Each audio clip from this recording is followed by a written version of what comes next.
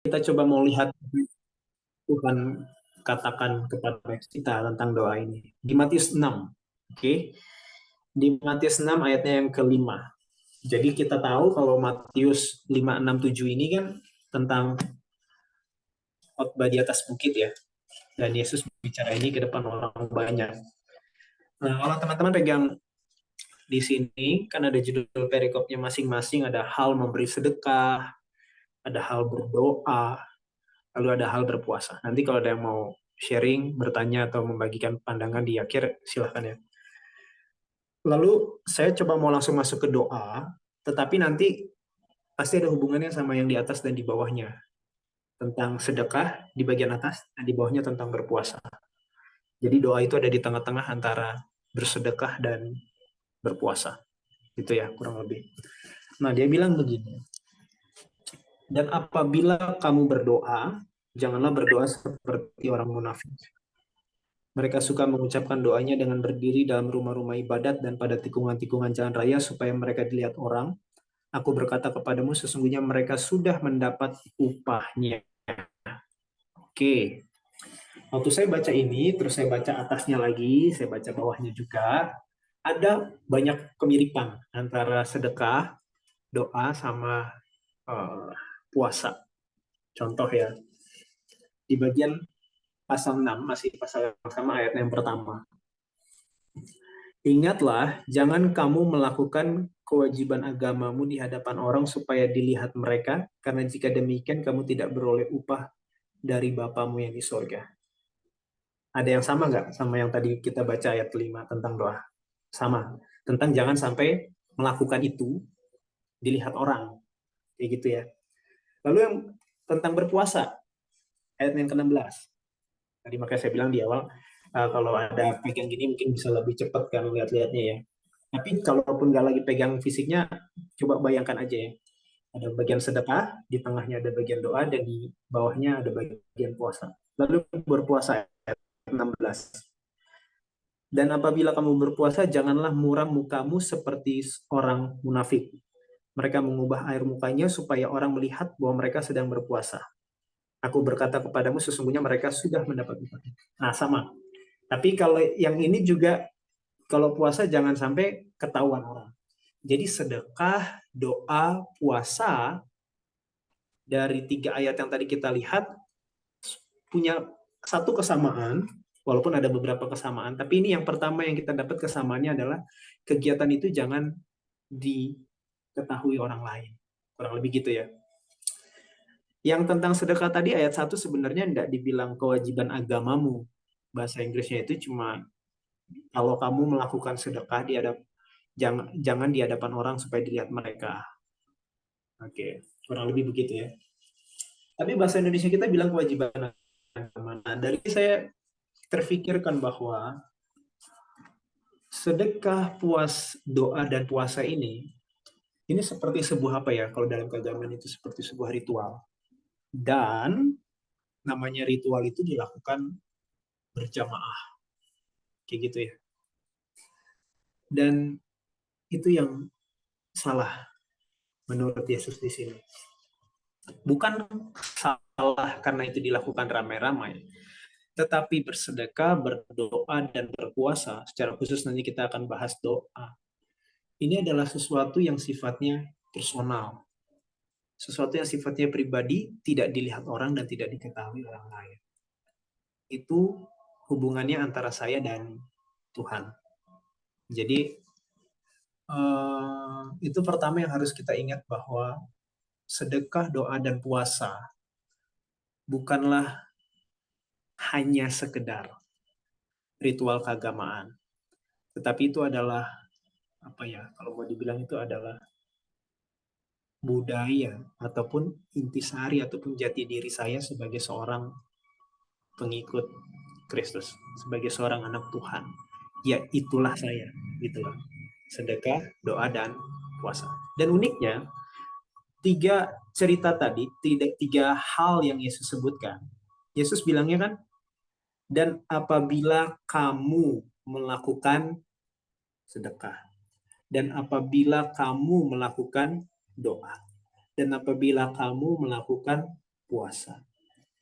Yesus bicara begini, kalau itu dia katakan, ini kan kurang lebih 2000 tahun lalu ya, dan kita baca sekarang, yang saya mau bilang adalah Yesus berekspektasi, Yesus berharap kalau anak-anaknya itu akan melakukan sedekah, akan melakukan doa, dan akan melakukan puasa. Karena bunyinya kan begitu. Dan apabila kamu, jadi seakan-akan Yesus itu mau bilang kalau pengikutku, anak-anakku akan melakukan ini. Nah, pertanyaannya, sudahkah kita lakukan ini? Sedekah, doa, dan puasa. Saya dulu berpikir, ya kalau doa kan sesuatu hal yang apa ya, sangat sangat erat lah dalam kehidupan kita sebagai seorang pribadi ya. Khusus saya di sini sebagai seorang Kristen. Makan doa, terus apalagi bangun pagi doa, mau tidur doa, mau berangkat bekerja jalan doa. Jadi kalau doa itu nggak sesuatu barang yang asing, gitu ya. Setuju mungkin ya. Tetapi untuk sedekah sama puasa, kayaknya itu nggak seerat ataupun nggak se apa ya, tidak sesering ataupun tidak sefamiliar itu kita. Benar nggak kira-kira? Menurut teman-teman bisa jawab sendiri ya. Kalau doa iyalah, karena kan doa ini kan apa ya? Ini yang nanti kita mau bahas juga tentang doa. Doa ini kalau dibanding sama sedekah, dia nggak pakai biaya, ya nggak? Ya kan? Dibanding sama puasa, doa ini tidak semenyakitkan puasa. Wow, kalau puasa kan gimana kalau puasa? Lebih enak mana kalau ada tiga hal ini kita pilih? Ya pasti doa dong. Dibanding sedekah, uang keluar buat orang lain. Harusnya bisa buat saya. Dibanding puasa, nggak makan. Nggak menikmati nikmat hidup kata orang ya. Sekarang kan nikmat hidup kan makan minum ya gitu ya. Ya, nikmati. Jadi doa itu hal yang ini. Tetapi saya mau sampaikan, ini tiga hal yang sederajat, selevel sama Yesus sampaikan, mengingatkan karena bunyinya sama. Apabila kamu, jadi kalau Tuhan, Yesus berharap dan dia apa ya, optimis kalau anak-anak saya di tahun 2023 itu akan berdoa, Tuhan yang sama juga berharap dan optimis bahwa anak-anak saya di tahun 2023 akan bersedekah dan juga berpuasa. Begitu ya harusnya ya. Karena nggak, doa ini kan di tengah-tengah dari sedekah dan puasa yang tadi saya sampaikan berulang kali gitu. Jadi kalimat ketika Yesus bilang dan apabila kamu begini, itu menunjukkan kalau Yesus itu yakin, pede, dan dia sudah melihat ke depan di tahun kita bahwa anak-anakku akan melakukan ini. Nah, pertanyaan paling mendasar adalah, sudahkah kita melakukan ini? Oke, doa aman lah, gitu ya. Walaupun nggak aman betul, karena nanti kita mau dalamin itu di malam hari ini. Tapi ini sebagai pembuka kita untuk melihat apakah sedekah dan puasa ini juga sudah menjadi hal yang familiar, hal yang biasa kita lakukan, sebagaimana kita biasa melakukan doa. Oke, khususnya bagi kita yang mengaku anak-anak Tuhan di tengah kondisi kesulitan seperti ini, banyak orang yang perlu bantuan, dan di tengah banyak masalah, banyak waktu perenungan yang kita bisa lakukan saat kita puasa, dan itu menolong kita. Oke.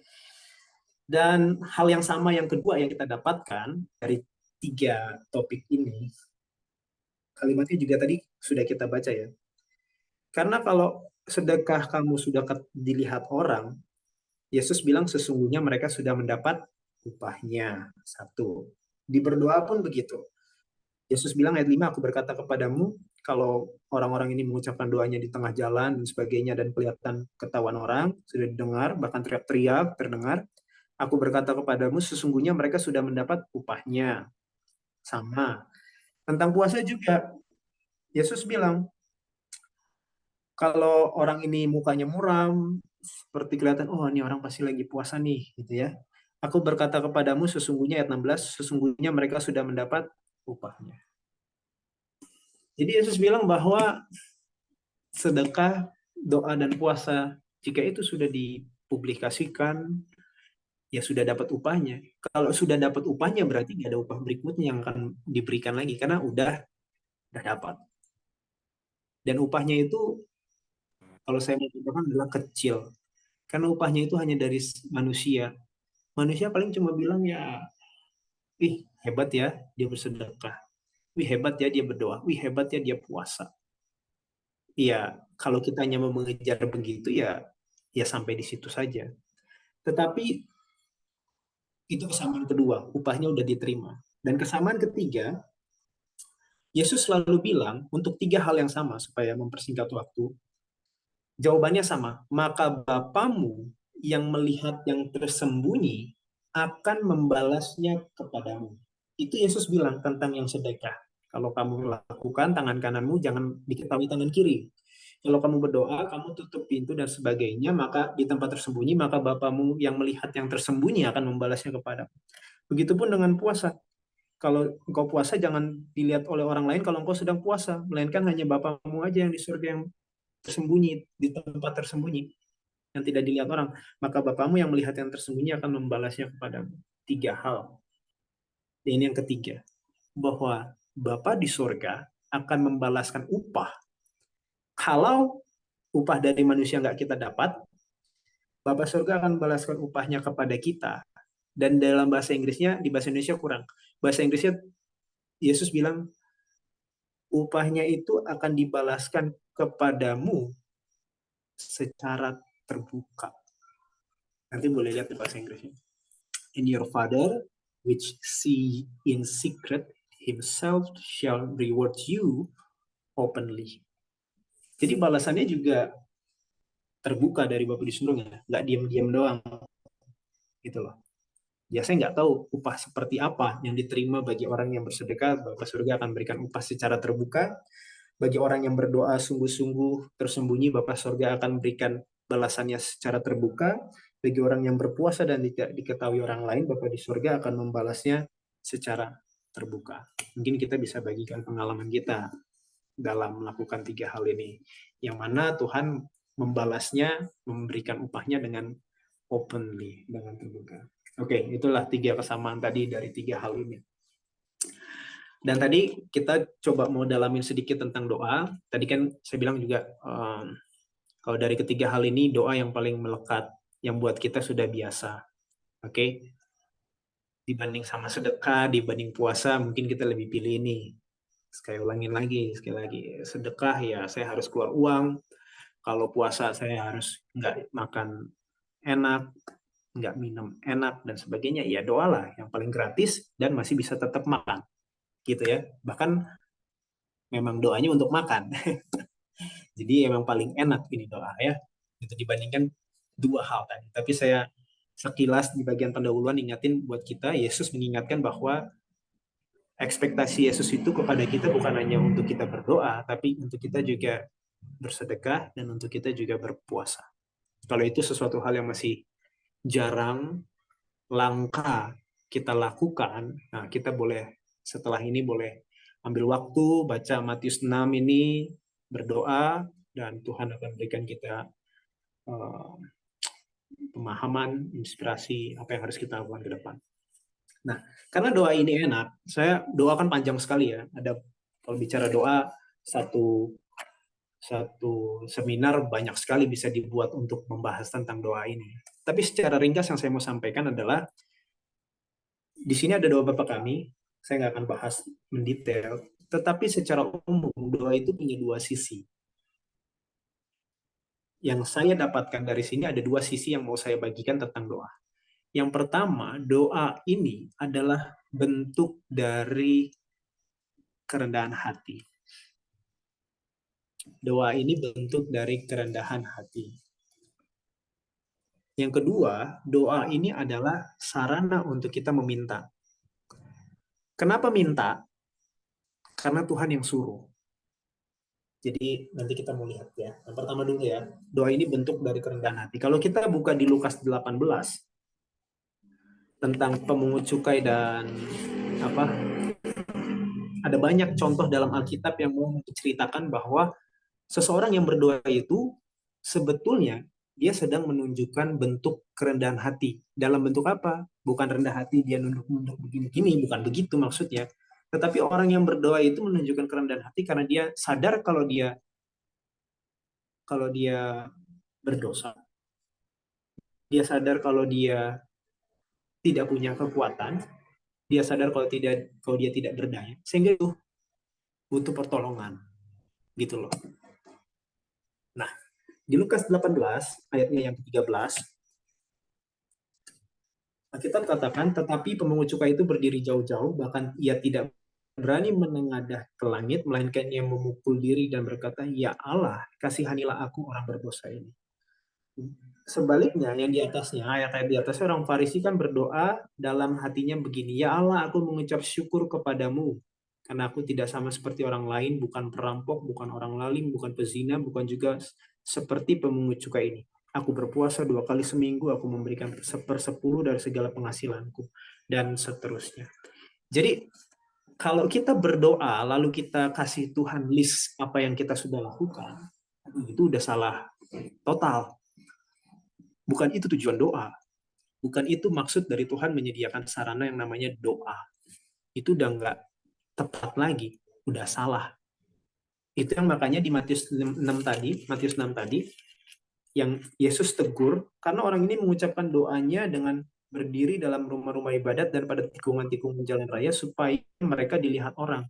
Pertanyaan, kira-kira kalau orang berdoa di pinggir jalan supaya dilihat orang, isi kalimat doanya itu model yang gimana ya? Apakah model bentuk kerendahan hati seperti pemungut cukai, ya Tuhan, di pinggir jalan dia sedih nangis dia. Aku ini manusia berdosa, aku telah melakukan dosa, aku telah mencuri, aku telah berzina. Kira-kira mungkin nggak dilakukan gitu? Sangat nggak mungkin ya. Ya nggak mungkin dong, dia memalukan diri. Kalau begitu, ketika Yesus bilang orang-orang ini berdoa seperti orang munafik, mengucapkan doanya dilihat orang di tengah keramaian, isi doanya apa? Sudah bisa dipastikan, walaupun Alkitab nggak tulis secara tertulis di sini, gitu ya. Tetapi sudah bisa dipastikan kalau misalnya isi doanya itu adalah sama seperti Lukas 18 tadi. Kan dia juga dibilang berdoa dalam rumah ibadat dan juga di jalan raya. Dan Lukas 18 menceritakan tentang doanya orang Farisinya gimana. Ya begitu. Dia ceritakan tuh kebaikan. Kalau di rumah ibadat begitu, ya pinggir jalan juga begitu. Karena orang Farisi, kenapa di pinggir jalan sih? Apakah mereka nggak punya tempat ibadah? Bukan. Karena orang Farisi punya kebiasaan, punya jam waktu doa khusus. Jadi dia udah set itu jamnya. Jam segini, jam segini, jam segini. Nah, kalau mereka kebetulan lagi di jalan, lagi di pasar, belum sampai rumah, tapi sudah jamnya, ya udah, di situ aja dia berdoa. Gitu loh. Ya, bagus sih punya jam doa gitu loh. Tapi saya percaya ya hikmatnya perlu dipakai juga gitu kan. Tapi memang mereka sengaja, dalam kesengajaan mau menunjukkan dirinya. Dan dengan melakukan gitu, ya doa itu udah salah kaprah. Karena kenapa? Doa itu adalah bentuk dari kerendahan hati. Merendahkan diri di hadapan Tuhan. Saya nggak mampu Tuhan. Saya ini berdosa Tuhan. Nah, pertanyaannya buat saya nih, buat kita. Mungkin kita udah tahu nih tujuan doa. Salah satu tujuan doa, Tuhan berikan sarana ini. Pernah nggak kita berdoa, kita bisa tanya diri ya, hanya untuk hal ini gitu loh.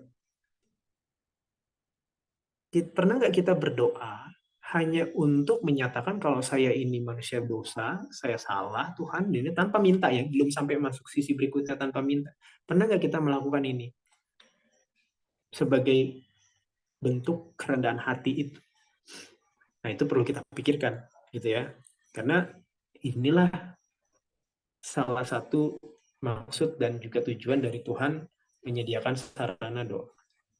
Nah dari sini kita belajar kalau misalnya kalau begitu, kalau kita lalai ataupun jarang dalam berdoa, bisa dikatakan sebenarnya kita adalah orang-orang yang sombong.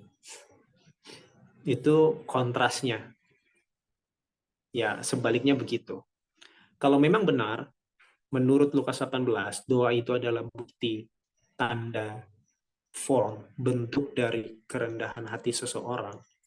Berarti orang yang tidak berdoa menunjukkan bentuk dari ketinggi hatiannya dia.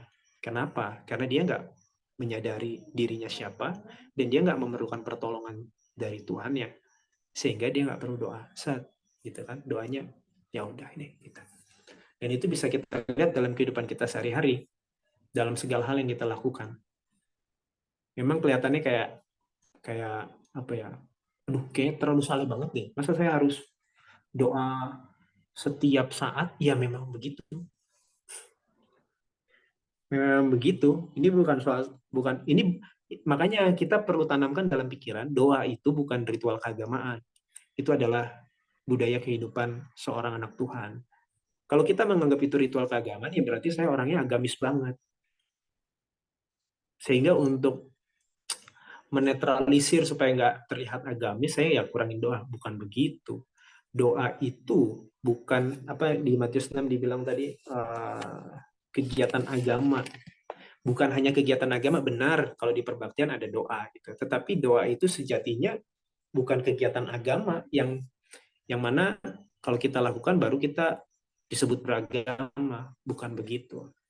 Karena kita nggak bahas bentuk berdoa ya. Kayak saya bilang seminar bisa banyak gitu.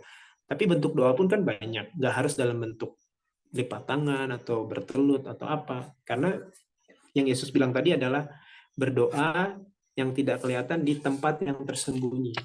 Teman-teman tahu nggak tempat paling tersembunyi di mana? Mungkin teman-teman punya punya tempat khusus untuk berdoa, kayak Yesus di Getsemani, atau di rumah teman-teman punya saudara-saudara punya satu ruangan khusus untuk doa, itu baik sekali gitu loh. Tapi untuk tempat seperti itu pun belum paling tersembunyi. Tempat paling tersembunyi di mana kita bisa berdoa adalah di dalam hati, yang nggak akan bisa diganggu orang lain. Nggak ada orang yang ganggu ketok pintunya, buka gitu, nggak. Di tempat seperti itulah doa kita akan naik sampai ke tahta Bapa di surga. Nah itu tadi ya, jadi yang pertama doa itu adalah bentuk. Contoh lain ada, kalau saya mau bilang sekilas cerita tentang yang Daud dan Yosafat. Bukan Daud dan Jonathan. Yosafat Raja Yehuda, kisahnya dia mau perang lawan Filistin. Sebetulnya dia punya tentara cukup banyak. Bagus juga, bukan tentaranya jelek-jelek. Tetapi yang dia lakukan adalah, saya coba buka ya di kisah Yosafat itu di 2 Tawarik ya, kalau nggak salah ya. 2 Tawarik 20. Ini contoh berikutnya ya, tentang doa itu bentuk kerendahan hati. 2 Tawarik 20 ayatnya yang keempat. Ayat yang keempat dan kelima. Saya baca. Dan Yehuda, ayat 3. Yosafat menjadi takut, lalu mengambil keputusan untuk mencari Tuhan. Ia menyerukan kepada seluruh Yehuda supaya berpuasa. Dan Yehuda berkumpul untuk meminta pertolongan daripada Tuhan. Mereka datang dari semua kota di Yehuda untuk mencari Tuhan. Lalu Yosafat berdiri di tengah-tengah jemaat Yehuda dan Yerusalem di rumah Tuhan di muka pelataran yang baru dan berkata, "Ya Tuhan Allah nenek moyang kami, bukankah Engkau Allah di surga?" dan seterusnya. Jadi Yosafat menunjukkan bentuk kerendahan hati, kerendahan diri. Di saat mau perang, dia punya tentara, ready, oke, siap gitu. Tetapi dia nggak langsung begitu. Yang dia lakukan adalah dia berdoa datang kepada Tuhan. Nah, itu menunjukkan bukti bahwa doa itu merupakan bentuk dari kerendahan hatinya Yosafat. Gimana sih tahu orang rendah hati? Ya dia doa.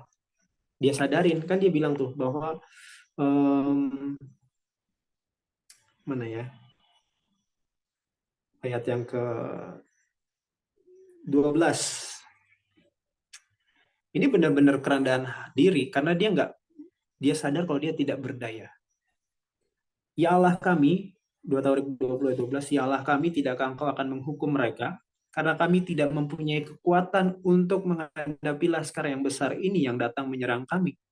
Nggak benar juga sebetulnya. Tapi dia menganggap begitu karena sebetulnya dia punya tentara.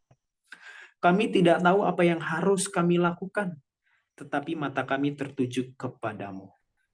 Nah, itulah bentuk kerendahan hati dari seorang Raja Yosafat. Datang dengan doa. Nah, coba kita lihat contoh berikutnya berbanding terbalik dengan 2 Samuel 24 ayat 1.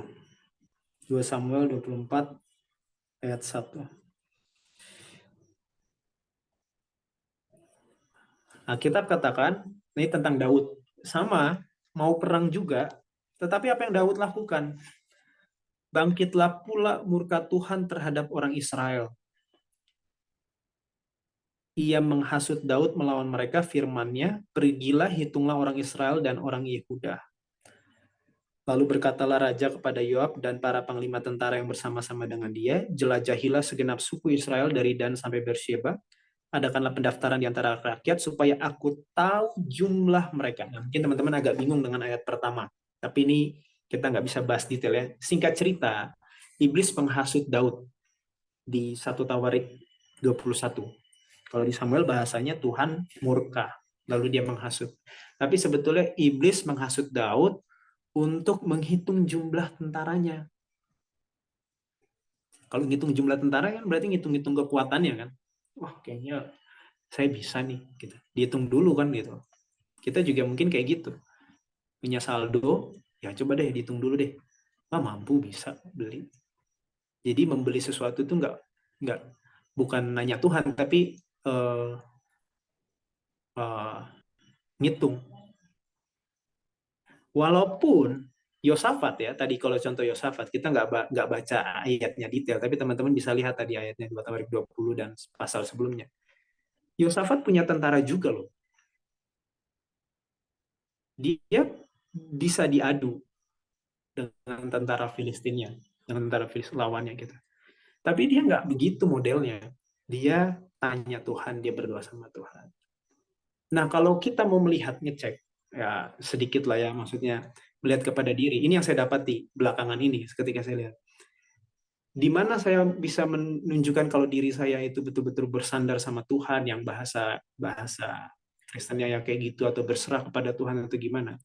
Ketika saya mau melakukan sesuatu, membeli sesuatu, atau ya mengeluarkan uang lah untuk sesuatu, gantinya saya ngelihat saldo, lalu kita langsung beli tanpa bertanya sama Tuhan, itu menunjukkan sama seperti Daud, gitu ya. Dia nggak lihat Tuhan lagi, dia cuma lihat tentara saya jumlahnya begini. Dan kalau baca jumlahnya 1 juta sekian, banyak gitu. Tapi Yosafat, kalaupun dia punya saldo cukup, tapi walaupun cukup, dia bisa tetap tanya Tuhan juga gitu. Jadi bukan berarti harus kurang dulu, baru kita minta-minta Tuhan, Tuhan tolong kurang.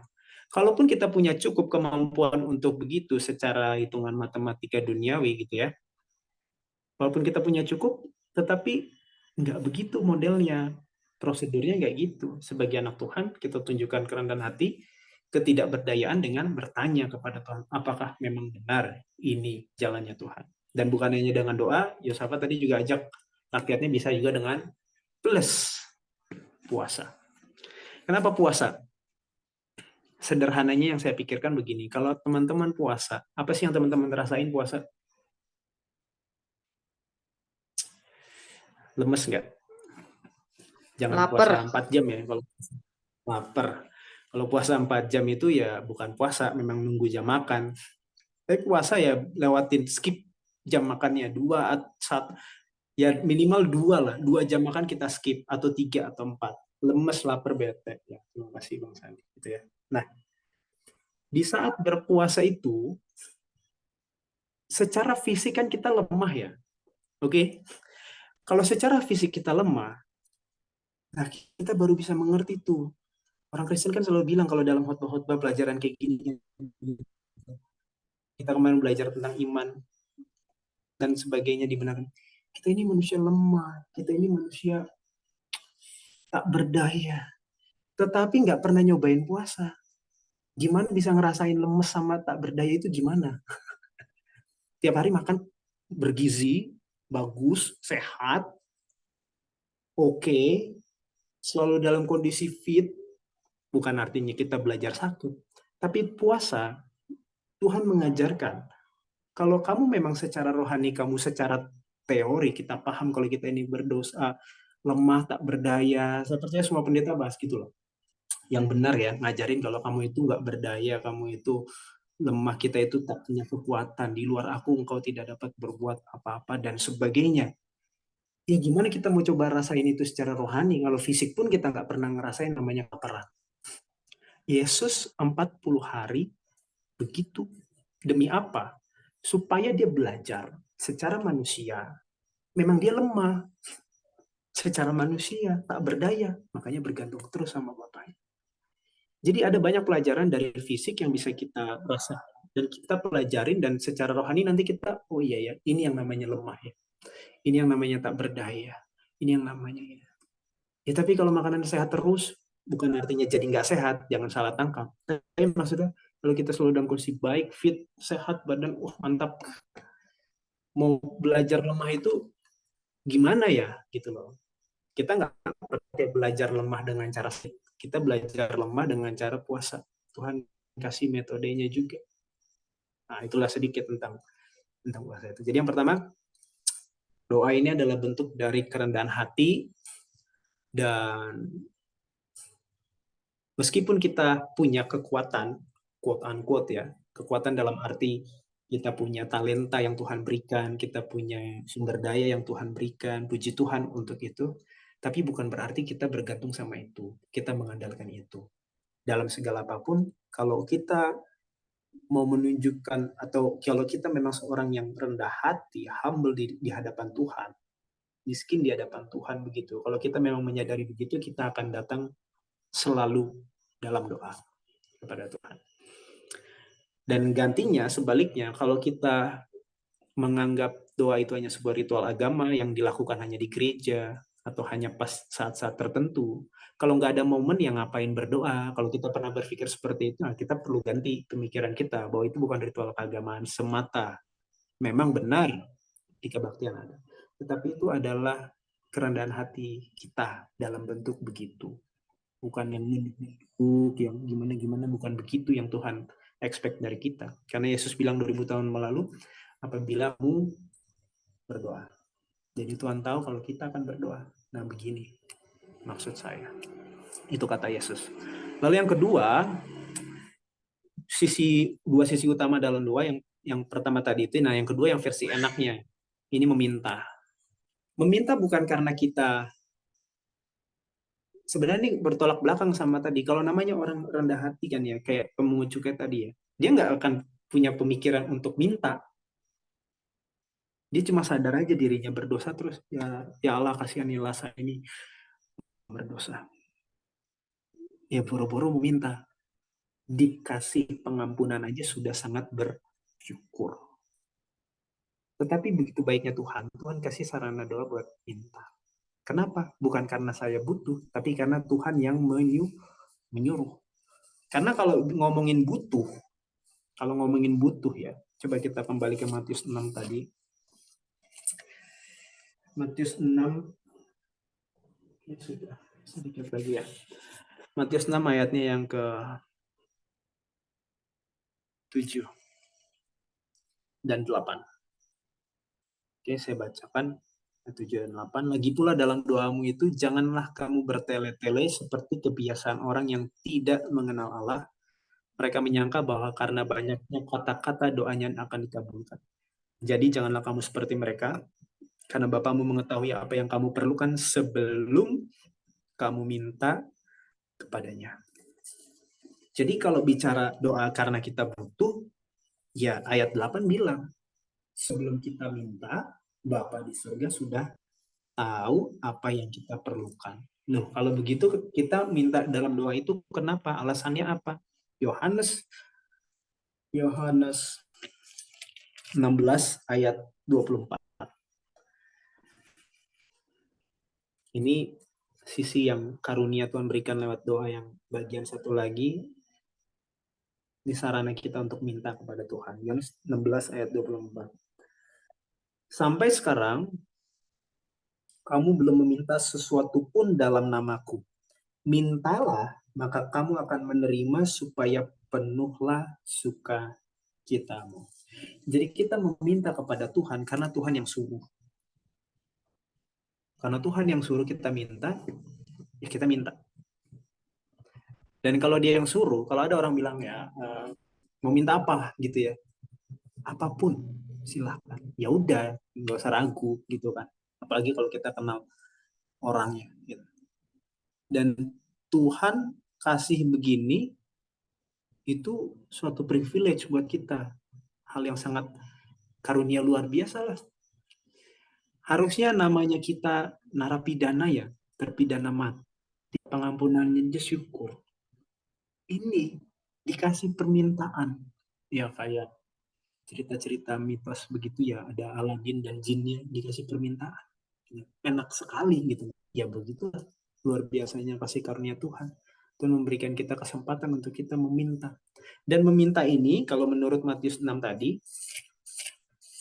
oke,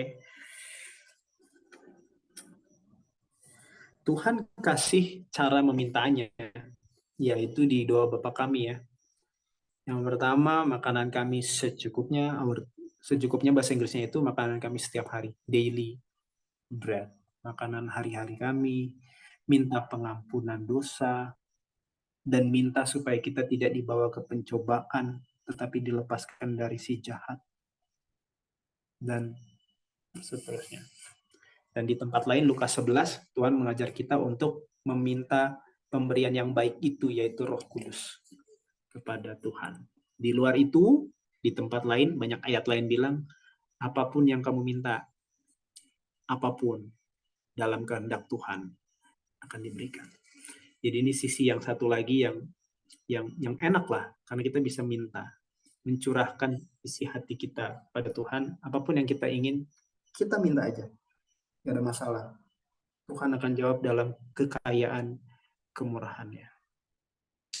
Oke, jadi kalau kita kembali ke Matius 6, dan apabila kamu berdoa, Tuhan berharap, Tuhan meramalkan, Tuhan menubuatkan, dan Tuhan optimis kalau kita bila berdoa.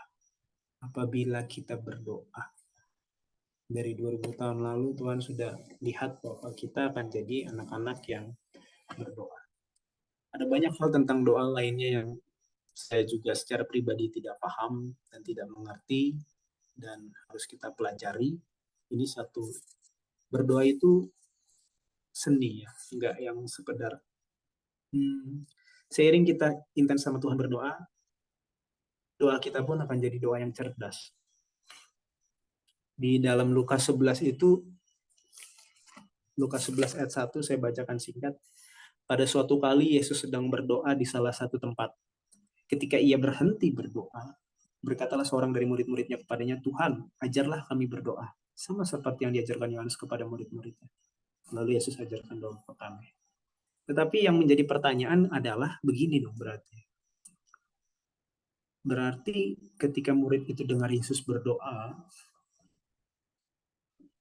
seperti kagum gitu kan.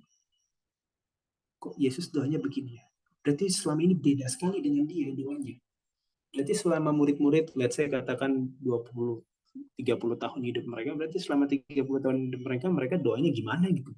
Dari situ saya juga berkaca, berarti selama ini saya doanya juga jangan-jangan begitu aja gitu. Makanya perkataan itu, Tuhan ajarlah kami berdoa. Murid-murid minta untuk diajarin berdoa. Dan kalau kita merasa karena doa ini begitu familiarnya, begitu biasanya dalam kehidupan kita, sehingga kita merasa bahwa ini bukan sesuatu hal yang sulit. Saya mau katakan doa ini jauh lebih sulit daripada khotbah. Doa ini jauh lebih sulit daripada bikin makalah teologi ya. Jauh lebih. Karena murid-murid nggak diajarin berkhotbah. Yesus utus aja pergi. Ada teman-teman baca di situ Yesus bikin seminar berkhotbah buat murid-murid. Nggak ada. Yesus hanya ngomong. Yesus bawa mereka keliling-keliling. Ya begini ya. Bicara, bicara, bicara. Yesus bicara, bicara. Gitu. Dia nggak pernah bikin tutorial begini loh caranya berkhotbah.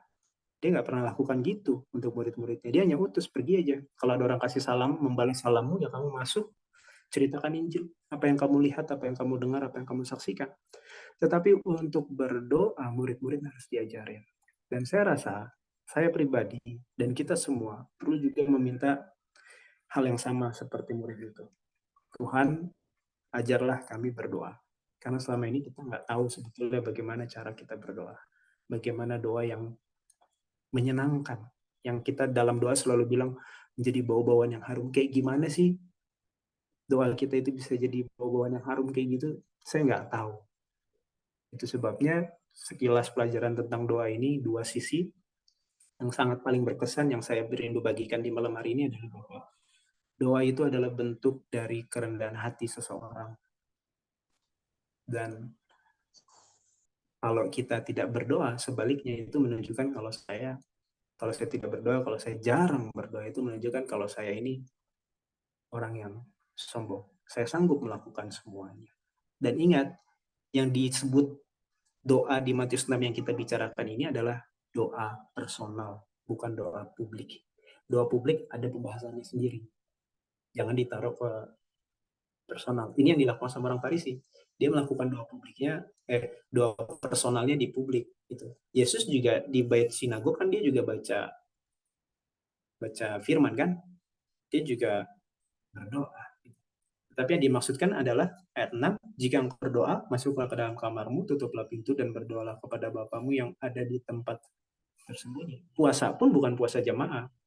Dulu kita ingat kalau saya misalnya SMA ya kita puasa ya rame-rame puasa gitu. Nggak sesuatu hal yang jelek gitu ya. Misalnya mau mau menerima hasil ujian nasional dulu ya puasa gitu. Nggak sesuatu hal yang jelek, tetapi yang dimaksud puasa dia Matius 6 ini adalah puasa pribadi yang mana orang tidak ketahui gitu loh. Dimana kita betul-betul puasa juga sama ya, bentuk kerendahan hati gitu.